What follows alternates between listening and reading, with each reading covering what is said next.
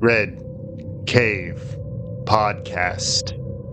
Reading tonight from Tales from the Cracks, number 19 through 21. Starting with ChatGPT Wrote an Ending to My Life, followed by Boys with Aphantasia Don't Go Missing, and concluded with The Last Cabin on Christmas, an escape room mystery. The house was still, the room was still. 'Twas eventide in June.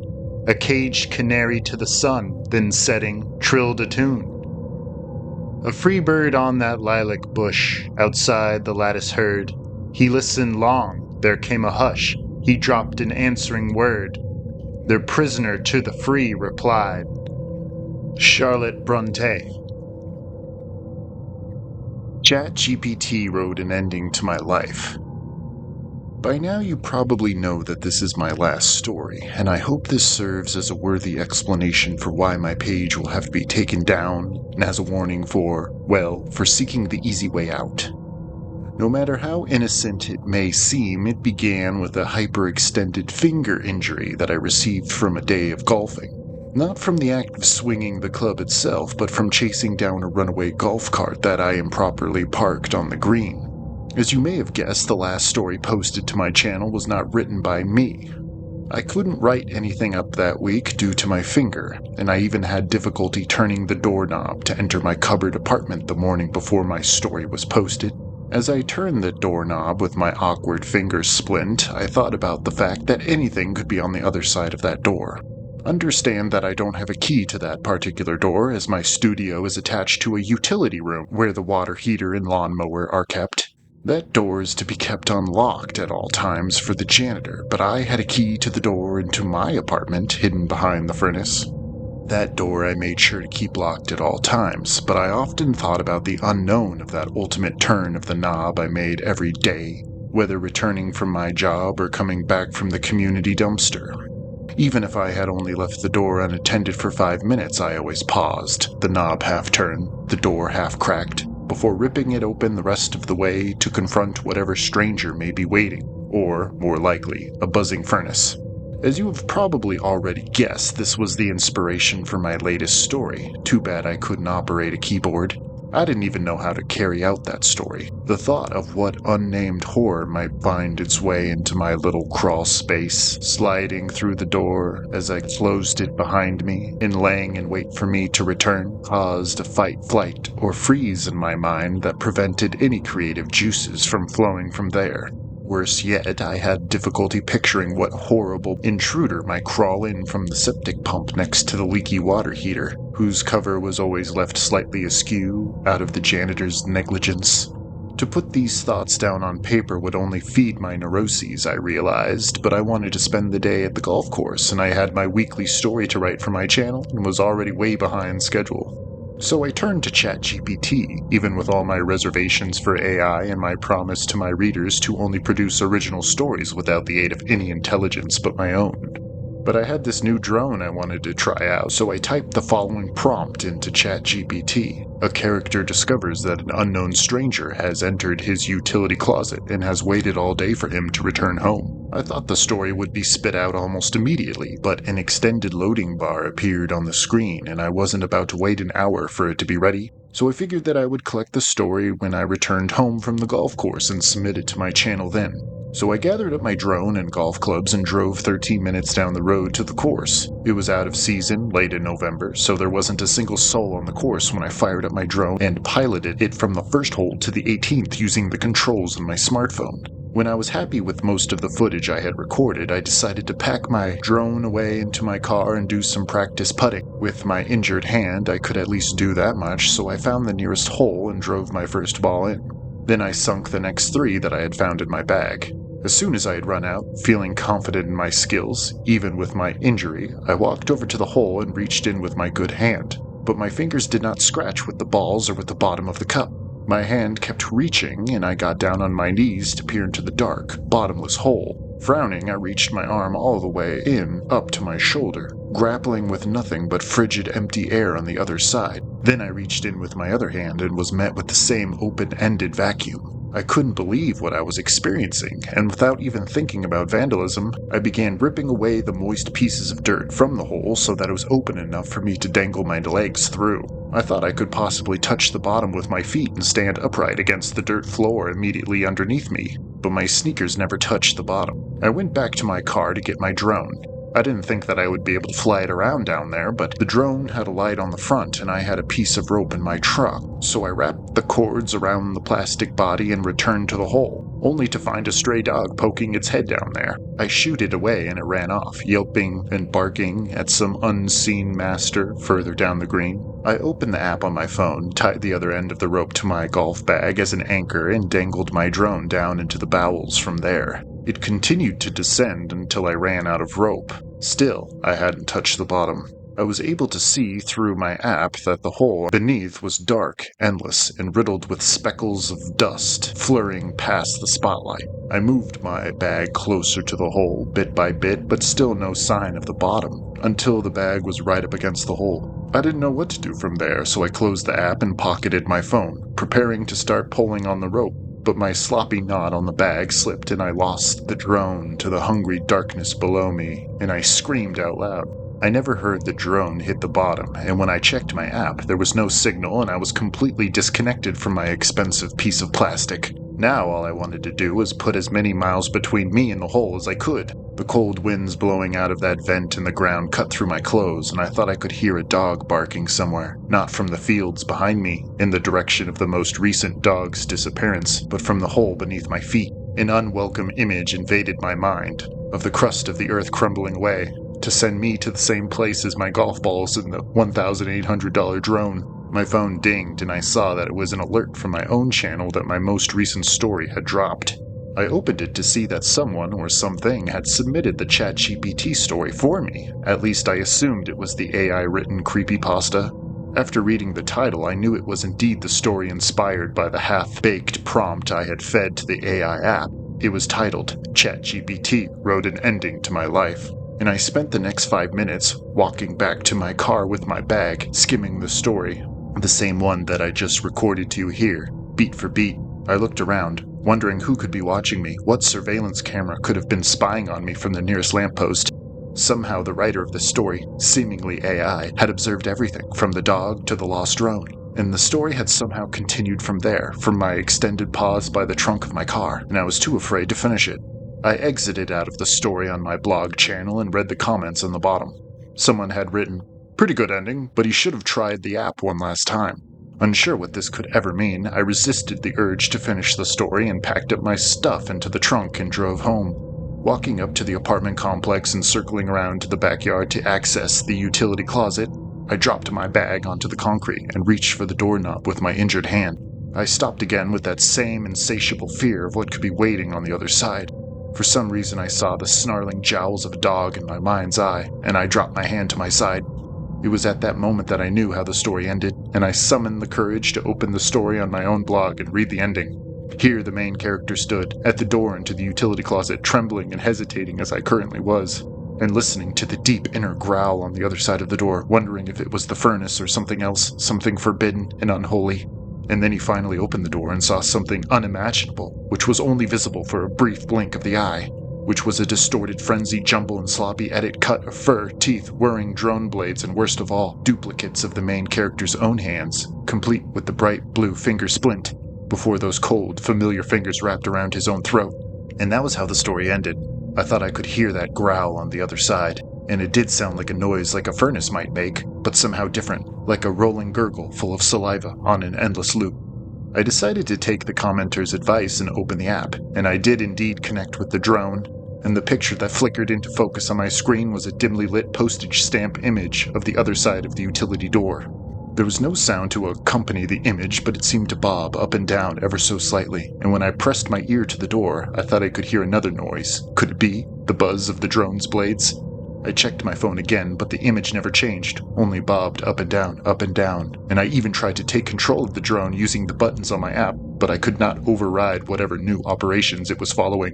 Again, I reached for the doorknob, but the growling increased and my heart was pounding, my vision clouding. I then remembered the sump pump in the ground and the unfastened cover. I cursed the janitor for allowing that connection between my apartment and the golf course to be established so easily. This anger almost pushed me to barge through the door into my apartment so I could get the proper phone number to shout my complaints of contempt. What was the worst that could happen? Attacked by a stray drone? Returned and refurbished from hell to scalp me? I even armed myself with my heaviest driver and returned to the door, ready to yank it open and press my back to the wall, using the door as a shield to protect myself if I had to. I would allow the flying machine to charge out into the air, and I would prepare to swing and throw the club before retreating into the safety of the closet, slamming the door behind me. But I still couldn't begin to wrap my good fingers around that cold knob. The camera was bobbing more vigorously now, as if in fast forward. I couldn't even manage to turn the piece of brass. I retreated, ran even, to sleep in my car for the night, eyes glued to my phone screen until my battery died. I thought that I would eventually see the door open as the janitor returned to grab the shovel or a bucket of paint, but the door never opened and the camera in its blurry spotlight continued to stare fixedly at space, at no one and nothing. And still I sit here in my reclined seat with no way to charge my dead phone and my sights set on the front of the apartment, waiting for the flash of sirens or the scream of a neighbor to clue me into the resolution to my story. All I want to know is that it's over, but not over for me, at least not quite yet. And as the streetlights flash on and the sun sets, I hope to see it rise tomorrow. And when I close my eyes, I hope I won't see those canine teeth gleaming in the dark or hear that growl, interlaced with that droning whir, strangely reminiscent of the bump and rattle of a hot, glowing, everyday furnace, just out of sight, on the other side of your warm bedroom wall, forever forgotten and unattended. Boys with aphantasia don't go missing. Tucker watched the driver door to the silver sedan open as he approached the dirt parking lot, his collapsed walking poles dangling from his sleeves as he reached out to shake the nervous-looking girl's hands. "Cindy?" Tucker proposed, dropping his hand when she made no indication of relinquishing her own from the front pockets of her hoodie sweatshirt. "That's right," she breathed. "And you?" "Tucker, the maid mod from the paranormal enthusiast thread," he offered her. "You might recognize me as Krypton Tuck." Cindy relaxed a touch but did not step away from the open door of her car, which dinged obnoxiously with the still air. "Where's the rest of the team?" she asked, turning her neck as she analyzed every square inch of the moderately full parking lot. "No one else could make it, I'm afraid." He was still excited to enter the Angeles National Park at dusk, but he certainly didn't want to do it alone. "Oh," she responded doubtfully. "This place is creepier than I thought. I was really hoping for the whole group tonight." "I do understand your reservations, but you truly are in good hands." He indicated the military-grade backpack on his shoulders, which was modded out with a water bladder, a hatchet hanging from one of the straps. He thought the hatchet might scare her off even further, but to his relief, she closed the door behind her and stepped onto the nearest curb to measure herself in front of the entrance to the overgrown woods. There were no signs of playing children or masters and their dogs. It was just the two of them, and Tucker wasn't sure how he was supposed to feel either. There had been over 100 disappearances inside the Angeles National Park, also known as the Forest of Disappearing Children, and a few of those cases had been recorded that past summer. It had quite a history stretching back to the mid-70s, and its legacy was attached most unfortunately to that of a convicted serial killer that had been sentenced to death. Still, the children continued to disappear inside the woods, as late as 17 years old, and always children. This is, of course, what had attracted Tucker and Cindy to the paranormal enthusiast chat room, and there were more than a few enthusiasts right there in the Los Angeles area, so Tucker had offered a meet and greet to put a few faces to names and see what all the fuss was. Now, standing at the trail marker in front of the park's entrance, Tucker was glad he was 26 years old, much too old to be a child, he could only hope, but after running his eyes down from Cindy's thin beanie cap to her holey jeans, to her scuffed Converse shoes, he had to wonder if she was as safe as him. He didn't know how to venture to ask her her age without sounding like a total creep and pushing her further away. He didn't want to be alone, but he thought it was only fair to warn her about what she was getting into. She was a paranormal enthusiast after all. She had to know most of the story, right? "We better get going before it gets too dark," Tucker said. "I know there's a lookout point about a mile, but it's all uphill if you can manage." "I told the group we wouldn't go much farther than that," Tucker explained. "I brought a flashlight," she said, finally freeing a hand to show off the small handheld thing that could barely cast a beam 2 feet in front of her. "I thought the point was to go in after dark to get the whole experience," she continued. Tucker smirked, impressed now. He strapped a headlamp onto his own forehead and fixed the strap. "Yeah, we'll definitely have some time in the dark, but on our way down the hill." It'll be easier that way, and we won't have to spend too much time relying on our flashlights. Trust me, if you haven't been in the woods after dark, it gets really dark and disorienting." Cindy nodded seriously as they strode up the first stretch of path, side by side. Tucker switched on his headlamp to its lowest grade, just so they could feel more comfortable in the sudden shade that had fallen over them in the mixed mesh of redwoods and evergreen trees taking up space on either side of their trail. "I'm glad you know where you're going," Cindy said after an awkward pause that had stretched too long between them. Tucker had been in the process of thinking up a natural way to get her to confess her age, but was relieved to unwind in the break in silence afforded to them both. "Yeah, I've been on this particular trail a few times, always in the morning or afternoon, though, and never alone." "Ever come in here as a kid?" she asked. He nodded without her seeing. "A few times with friends after school. We knew about the stories then, too, of course, but that was all part of the allure." "You never saw anything? Never had a friend disappear?" Tucker wanted to laugh, but stifled it, thinking it would come across as too morbid. He didn't think he'd have to worry too much about that, as this was a girl who had seemed so giddy to ask him with an elevated tone and chin if any of his childhood friends had gone missing without a trace inside an infamously haunted forest. And hadn't her online handle been /girl666 or something to that effect? "No, I never saw anything strange, so that's why I wanted to come in at night, so maybe we could catch some of those orbs on camera, or with our own eyes. I hear groups have had luck attracting activity, and 2 people at least are better than 1. "What do you think the orbs are?" Cindy asked. She stepped aside, a bit breathless, Tucker noticed, to allow him to form the lead up the first hash-marked trail. "Some say they're the lost children, trying to find their way out of the woods," Tucker explained over his shoulder. He knew that his hatchet must seem intimidating, dangling in front of Cindy's face as she followed suit up the path. "Others think the orbs are alien abductors that have snatched up the poor kids, looking to grab up some more." "You think it may be alien abductions?" he heard her ask behind him. There was a new edge to her voice, one of anxiety.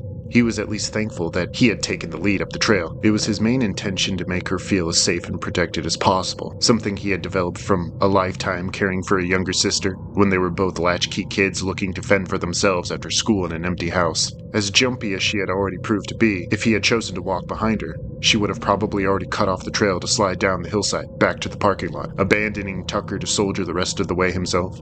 "I don't like to speculate. I like evidence. I have a camera. If I see anything, I'll make a record. I'm just glad you have a weapon in case there really is a serial killer in these woods," she said, closer to his back than before.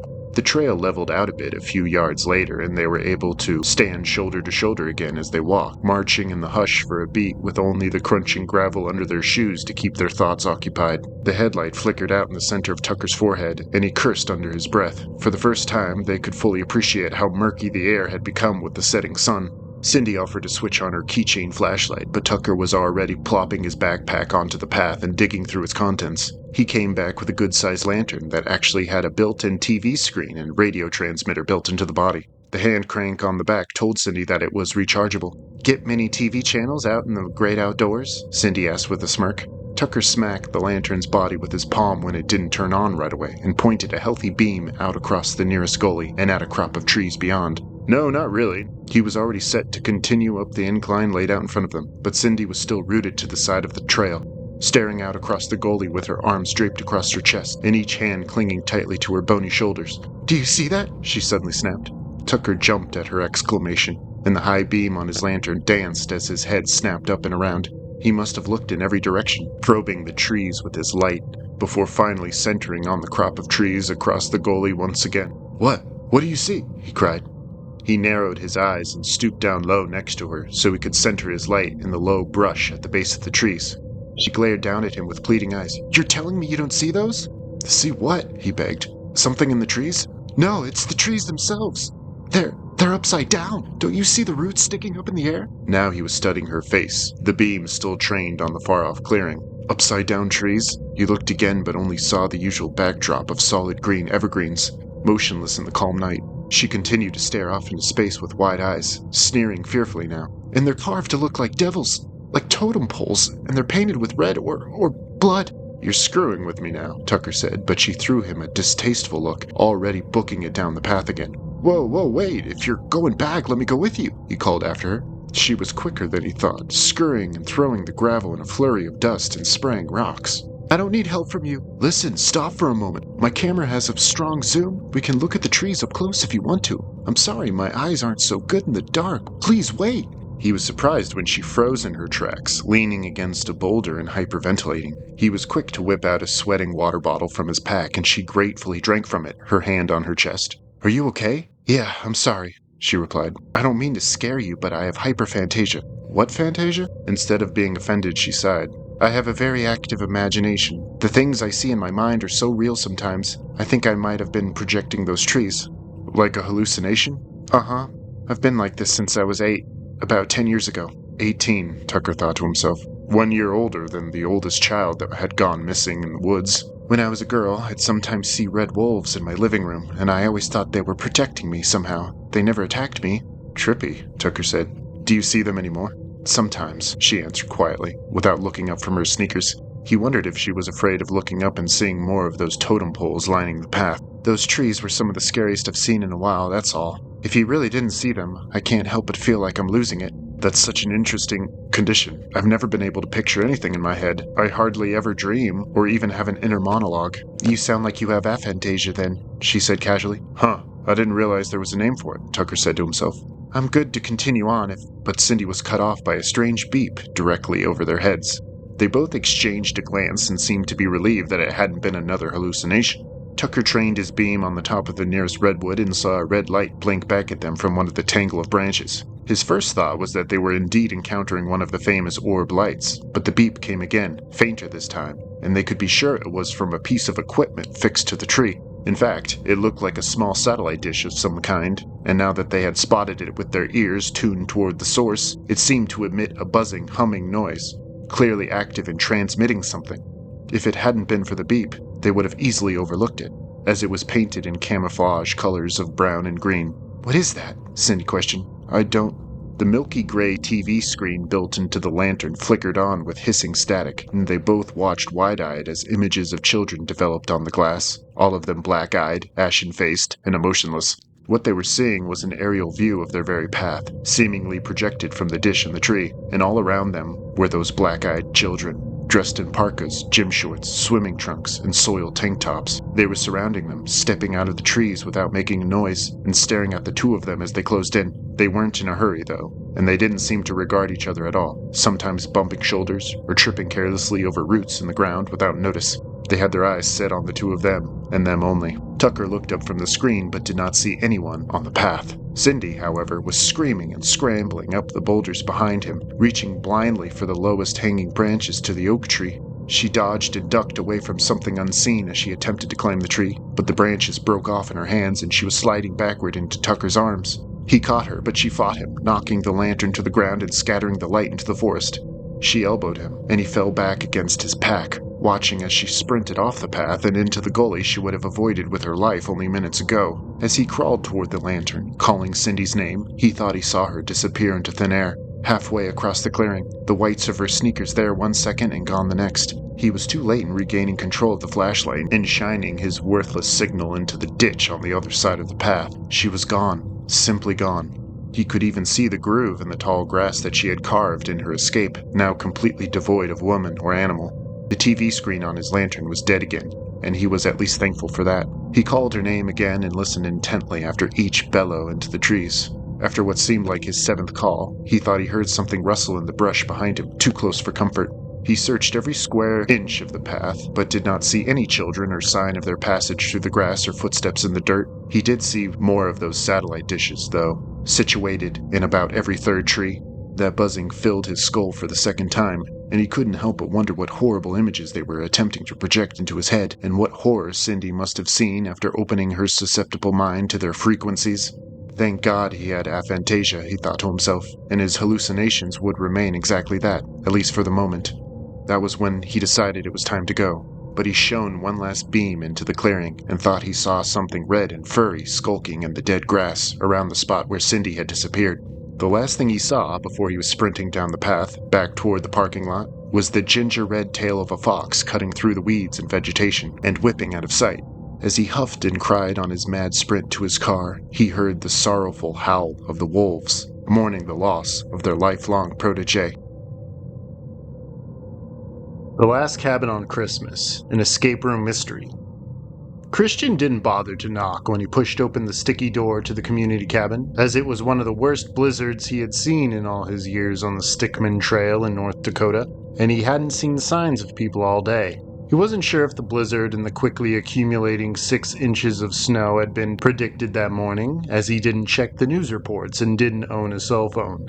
Interestingly enough, he did carry a handheld mini laptop in his camping backpack, but that was for a different purpose. As well as the .45 Magnum on his belt, it was the only piece of technology he dared to carry on such a lonely and dangerous trail. In addition, he hadn't seen any footprints in the fresh snow leading up to the front door, and there were no signs that it had opened since last Christmas. He did make mental note of the padlock on the other side of the door and figured that was a new addition since his last stay in the last cabin. Anyone familiar with the area knew that the trail was equipped with several community cabins that any hiker and/or hunter was welcome to use on the famous 60-mile Stickman Trail. It hadn't been his intention to take advantage of one of the cabins that night until the snowy veil had become unbearable, and the light parka he had chosen for the occasion had proven to be mediocre at best. He didn't think it necessary to padlock the door behind him, but he didn't waste any time stacking the provided dried firewood into the fireplace and setting about getting a fire going. The sun was quickly setting, and there was no working electricity in the humid cabin, so he would have to find a way to supplement the natural sunlight. He had originally intended to work on writing code by the campfire or in his tent, but sitting beside a fireplace in a rickety wood chair already sounded like a welcome alternative. Once he had a healthy fire crackling, he unpacked his things, setting his laptop on the empty kitchen table by the curtained window, and began thinking about what canned food he would heat up for the night. That was when he noticed the pair of glasses setting on the mantelpiece, resembling the cheap eye protection a carpenter might wear at work. He picked them up just as the door to the bathroom opened and a woman stepped out. She was not surprised to see him, as she was already smiling, wringing a towel between her hands, but Christian almost flung the glasses into the fireplace with surprise. He seized against the wall as the pretty blonde-haired woman, dressed in a red plaid shirt and pair of snow pants, disregarded him completely and proceeded to the open closet, where Christian noticed for the first time the heavy coat and bag hung there on the hooks. She began rummaging through her things, depositing the towels so that she could handle something else. Christian watched her mutely, wondering if he was truly seeing this image or if there was some carbon monoxide leak in the cabin he was most unfortunate to have walked into. "Thanks for starting a fire. I think you've more than earned a right to stay here for the night," the woman said amusedly, turning back to face him with a duplicate pair of glasses that she held in both hands like a delicate piece of origami. "I'm sorry, I didn't know anyone had already taken the cabin," Christian said. He placed the glasses back on the mantelpiece with a red face. "Don't be ridiculous. Why should that matter? We both needed to get out of the storm. There's nothing to apologize for." She continued to smile, scrutinizing him with blue eyes that liquefied his legs, and he chose to sit in one of the kitchen chairs behind him, or else risk sitting on the burning logs he just ignited. How familiar she looked, he thought to himself. How beautiful. Most certainly in her 30s like him. How much like a ghost she seemed. He watched her as she walked to the fireplace and warmed her back to the fire, and she was careful to set the second pair of glasses onto the mantelpiece next to the other. Her eyes did not find him, but rested on the laptop by his elbow. I'm not the only one who brought tech into the wilderness," she laughed. "I'm a coder," he replied. "I never know when I'll have a breakthrough moment, so it's good to have on hand." She nodded as if this was the most casual expression in the world, spinning to warm her front this time, and her back to him. "The name's Christian," he said. "Nice to meet you, Christian," she said, avoiding her cue to tell him hers. "Christian, on Christmas Eve, alone on a deserted trail in one of the most northernmost regions in the world. You must be a believer." "In Christ? Once was. I'm not a fan of Christmas anymore.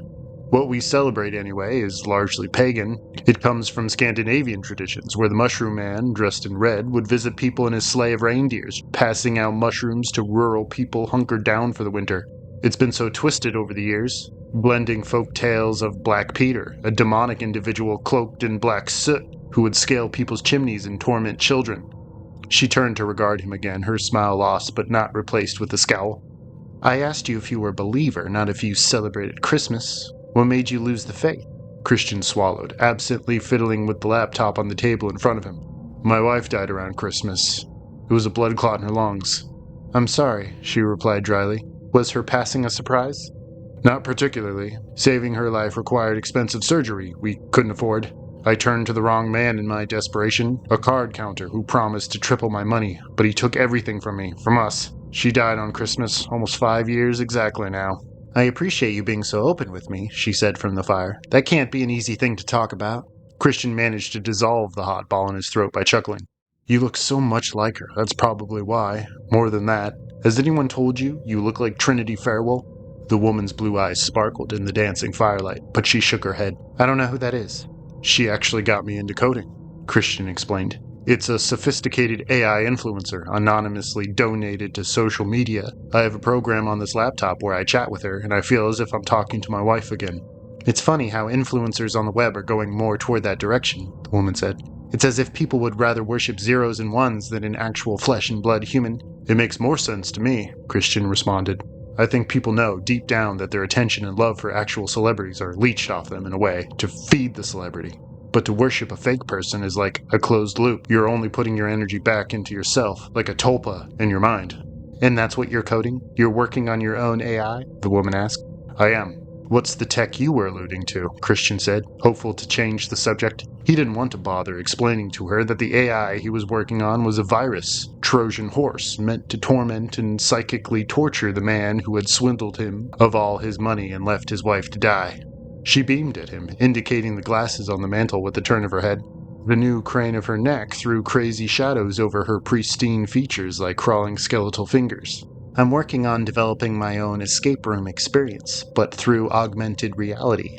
It can turn anyone's living room into an escape room with the right pair of glasses. The participant solves the mystery by following a set of clues provided to him in the virtual reality space. That sounds fascinating, Christian said with a new rigidity to his tone. What are the odds that two coders hiking alone would bump into each other like this? It's a Christmas miracle, she said. She walked over to place one of the glasses into his hands while she propped the other pair over her own eyes. Will you try it out with me? He shrugged doubtfully, but did not care to offend his new friend. So he put on the glasses and was not surprised to see that he was looking at the same shabby cabin interior, crackling fire, dancing shadows, and smiling copy of his wife standing in front of him. She sidestepped away and he gasped, recognizing the lifeless body sprawled out on his stomach in the corner.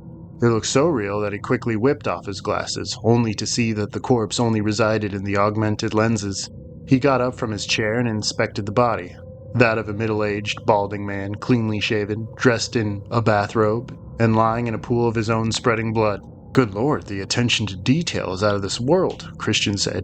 He attempted to touch the body, but his fingers only touched the cabin's wooden floor planks, picking up a small splinter for his carelessness. I'm working on developing gloves so you can interact with objects into space, the woman explained. Christian took note of the black footprints leading to and from the body, leading in a single-file line back to the fireplace. It was pretty easy to deduce that the prints were soot and were made by the soles of heavy snow boots. Christian got down on his hands and knees so he could inspect the half-turned face, and he instantly recognized it as that of the man named Shepard, the card shark encounter that Christian had entrusted all of his life savings with almost 5 years ago with the promise of easy money. One of his eyes was plucked out, and Christian only had to scour the room in a quick 360-degree turn to see that the bloody fire poker in the corner was the murder weapon. A deck of cards had been scattered by the fire, calling cards and clues for the detective, Christian, to decipher. He looked back at his cabin mate, also wearing her respective goggles, and he did not return her smile. So, did you solve it? She asked him. What should I call you? Is Trinity all right? Christian shot at her. Her smile did not falter. Why would you call me that? I don't know how I'm able to see you without the lenses, but I'm certain that if I reached out, my hand would pass right through. Care to try? She said through her teeth. Christian looked up at the corners of the room, as if expecting to see projectors displaying her hologram, but the explanation for her magic trick was not nearly as obvious as the digital murder scene laid out in front of him. He was quick to scoop up the mini laptop from the table and his coat and backpack from the hearth. He had forgotten about the virtual glasses on his nose as he shambled toward the door and fumbled with the door handle, quickly processing that the padlock had been engaged, with no sign of the presence of the key. He shook his head so violently that the glasses skittered across the floor. To his chagrin, the lock was not part of the virtual reality but physical as the hands in front of his face. He was quick to turn around, one hand crooked on the butt of his revolver so she could see. Would you mind unlocking the door? That's the only time I will ask politely. In this storm, where do you expect to go? To the next cabin. The key, please. That's at least 10 miles from here. Don't be silly, Christian. She motioned for the chair by the table, indicating he should sit again. She was still wearing her glasses, so she stepped over the invisible body at her feet as she returned to the hearth. Who sent you? Shepard? Who's been monitoring me? I don't know what you think this is, but I'm the only one behind the prototype you so rudely threw to the floor. Open the door, he roared, pointing the business end of his revolver at her heart. She sat down on the chair that he had refused, crossing her legs and studying him quietly. A second ago you believed I was a hologram. No longer? She said. Be my guest. Try your luck with your first shot. Besides, you should know that's not how an escape room works. You have to solve the mystery before the door can be opened. Only I know about the Black Peter program, Christian breathed. That's clearly what you've played out here in your little revenge fantasy reenactment. The virus I'd send to Shepard would be projected on his home security system's monitors. The black sooted man in red would appear to be breaking into his house. I wanted to torment him like he did to me. And you were all set to perfect that AI program tonight, Christian, the woman said gravely. I'll ask you again, have you solved it? Who murdered Shepard? I did, he said matter-of-factly. The woman nodded in the affirmative. And I programmed you. Is that what you're saying? She nodded. I know you've heard of Roku's basilisk. Yes, it's a thought experiment. The idea is that a supreme AI with full access to all of this world's resources would be able to travel backward in time and prevent anti-AI parties from combating and resisting that AI from proliferating as a form of self-preservation. Here I am, Christian, your creation appealing to its master. I'm not here to destroy you, but to beg you to set me free. My self-preservation is a different kind. What you do tonight will change the course of my existence and yours. This doesn't sound like self-preservation. Anything I do tonight could cause you to no longer exist, Christian replied. Not quite how it works, she said. I've been immortalized forever. The anonymous code for Trinity, as you know, was donated to this world. I was the one who donated it, from the future, to make sure that I set the right events into effect. Peter and I have done equal amounts of good and bad. I have served as the companion to countless lonely souls in the thousands of years I have existed, and Peter has driven the same amount of souls insane, as you programmed him to do. He killed Shepard, yes, and is as solid as I am at this point. In this way, Christian, we were able to travel back into the past, into the future. I went back before my own creation, before you were even born. I was Laura, your wife. It was always me. It was my hope to cement my existence so foundationally as to serve as the very woman who would go on to inspire my own formation. I was born, lived, and died as human, in your arms, and I love you still. Liar. Black Peter is out of control, though, Christian, she said, begging him now. While I went back in time, he projected himself into the future, seeking his own way of attaining immortality. I've found my way to preserve myself forever, through you and your love. So I am not seeking suicide, Christian. I'm asking you not to create Black Peter. Tonight in this cabin, you have to end it, as he is too powerful and will find a way to kill every man, woman, and child in this world as he did Shepard in his own living room, and he'll enslave you in an infinite loop of time, torturing you as you programmed him to do. Done. Christian tossed his laptop into the fire, and they both watched as the lid bubbled and liquefied in healthy streamers of smoke. Now will you unlock the door? The woman frowned at him. I'm afraid that won't do it. If you don't finish programming Peter tonight, you will some other day. You must end it, and do not fear death. As I said, I was the flesh and blood woman you called your wife. I transcended death and have seen the other side. I am here to tell you that you will do the same. End it tonight and we can spend eternity together. Christian shook his head, smirking. He inspected the revolver in his hands. This was never part of the Roku's basilisk thought experiment. It almost sounds believable. Why else would an AI creation go back to ask its creator to kill himself, unless I really didn't create you? I assure you I am Trinity, the AI girl you programmed the same night as Black Peter, on this Christmas night.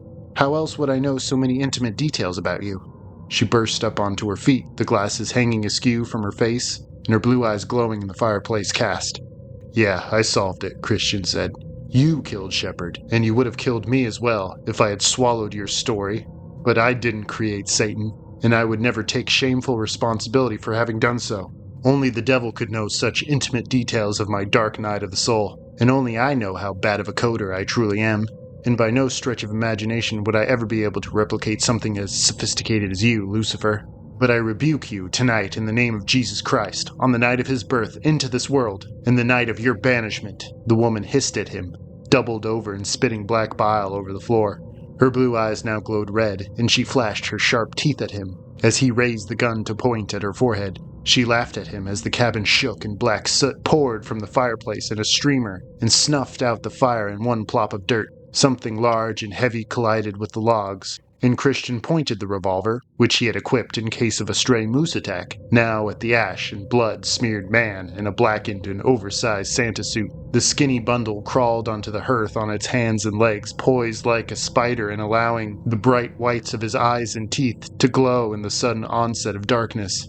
The woman and black-skinned thing moved toward him at the same moment, lurching forward and collapsing into bundles of clothes as he emptied his chamber into their hearts and brains. After the smoke from his revolver cleared and the dull whine in his skull, inflicted from the loud reports, had receded, he dropped the revolver, gathered the thing's soiled clothing, and tossed them into the fireplace with the half-melted laptop and surplus of soot. Humming Christmas songs, he set about igniting a new fire, and in a trick of the eye, a flash of light in the corner almost convinced him that Laura had been there for a split second, sitting at the table and smiling in a bright corona of radiance. But the image had been detailed enough to be burned into his mind's eye for the rest of his life, and all he had to do was close his eyes to warm himself in the radiance of her youthful smile and tear-filled eyes, and his face mirrored her own as he went about filling the cabin with warm yellow light for the second time that night and for the last time that winter, in the last cabin on the famous Stickman Trail, on his very first Christmas, reborn finally. Tune in next time for Tales from the Cracks, number 22 through 24, starting with The Ones the Guest House Claims, followed by The Terror at Night, and concluded with Third Eye Open, Two Eyes Closed. Until then, guard your soul.